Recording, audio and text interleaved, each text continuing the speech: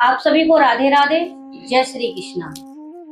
इस समय पितृपक्ष चल रहा है और पितृपक्ष में हम हमारे पितरों के लिए अन्नदान, वस्त्र दान, मुद्रा दान, हर चीज का दान करते हैं। हमें हर साल ये करना होता है। पूरी साल हमें अपने पितरों का ध्यान नहीं रहता। हम अपने पितरों के बारे में नहीं सोचते, हमारे पूर्वजों के बारे में नहीं सोचते। लेकिन जब श्राद्ध पक्ष प्रारंभ हो जाता है तो श्राद्ध पक्ष में हमें हमारे पूर्वजों की याद आती है। आप जानते हैं, हम जिनका श्राद्ध डालते हैं, क्या उनको ये पता है कि हमारे बाबा कौन थे, हमारे बाबा का क्या कार्य था, हमारे बाबा कैसे थे, हमारे बाबा का क्या नाम था? हम हमारे वंश के पूर्वजों को नहीं जान पाते। क्यों नहीं जान पाते? इसमें हमारी ही कमी है, क्योंकि हम हमारे बच्चों को उन पूर्वजों के बारे में बताते ही नहीं है।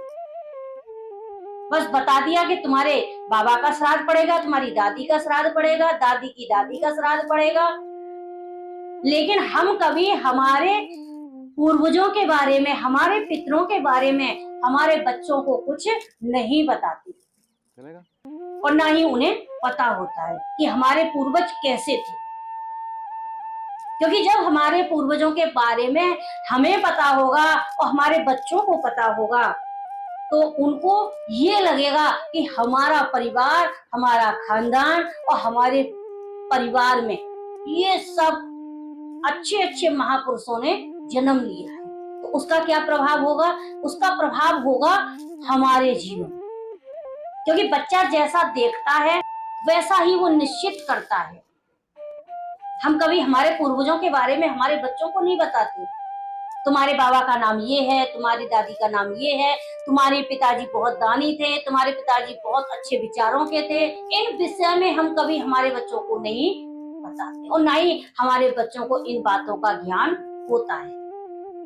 आप पूछ कर ही देखिए किसी बच्चे से कि तुम्हारे बाबा का क्या नाम है, तुम्हारी दादी का क्या नाम है, या तुम्हारे बाबा के बाबा का क्या नाम है। आज हमारा समाज, हमारे बच्चे, हमारे परिवार तक बस सीमित रह गए हैं।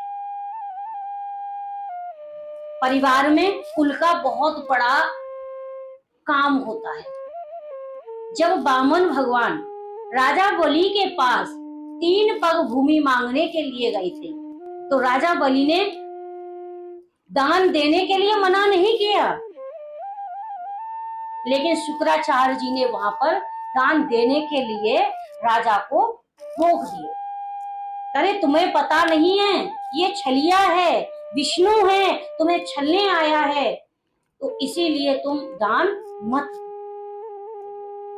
तब वामन भगवान ने वहां पर प्रहलाद जी की दुहाई दी है, अरे राजा बलि, तुम्हारा परिवार तो इतना उच्च कुल का है, जिस कुल में भगवान के भक्त प्रहलाद का जन्म हुआ, तुम उन्हीं के तो पोते हो, तुम्हारे वो बाबा थे।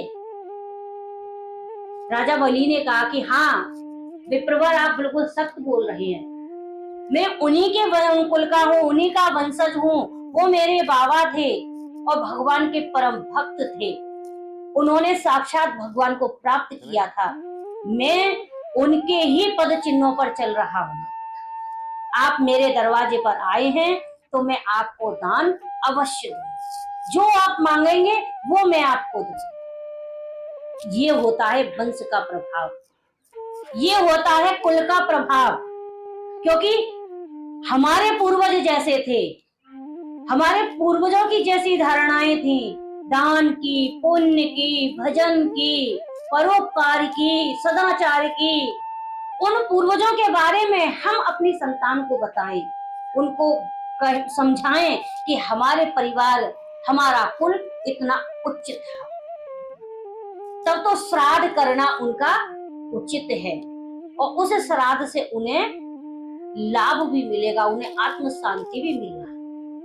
लेकिन आज श्राद्ध तो करते हैं लेकिन श्राद्ध करने की एक हम लूट सी टालते हैं। ब्राह्मण को बुलाया, भोजन पकवान बनाया, उनको खिलाया, उसके बाद में दान दक्षिणा दे दी, बस राम राम। फिर पूरे साल हमें पता ही नहीं है हमारे पूर्वज कहाँ हैं। इसीलिए आप बच्चों को तैयार करें और उनको आप बताएं, उनको आप समझाएं, जिससे कि उनके अंदर हमारे पूर्वजों के प्रति सम्मान बढ़े, हमारे पूर्वजों के प्रति मान बढ़े, और उनका जो श्राद्ध करे, जो दान करे, जो पुण्य करे उनके प्रति, वो अंदर से, यानी कि दिखावा नहीं, वो अंदर से श्रद्धा से, भाव से, विश्वास से, एक समर्पण भाव से उनका श्राद्ध करें। तब आप देखिए आपके परिवार का और आपके बच्चों का कितना सुंदर भविष्य होता है, कितना परिवर्तन आता है, और हमेशा आपके परिवार में खुशहाली ही खुशहाली दिखाई देगी।